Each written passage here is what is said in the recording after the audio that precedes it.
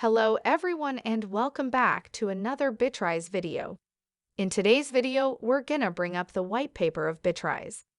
To initiate, Bitrise is a crypto engineering organization focused on blockchain technology products and audit solutions. It represents a hyperdeflationary payment network token, which rewards investors for holding tokens in BNB, while also incorporating the buyback approach currently present in the stock market.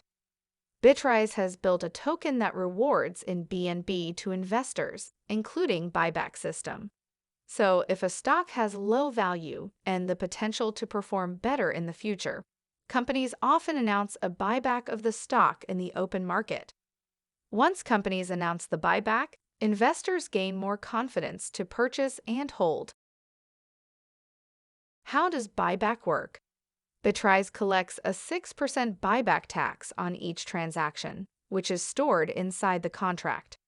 Whenever a sell occurs, a fraction of the buyback amount is used to automatically purchase tokens from the liquidity pool. Those tokens are immediately burned after purchase. There are three main advantages of buyback. First, the raise in value, second, the free BNB, and third, the trust and reliability.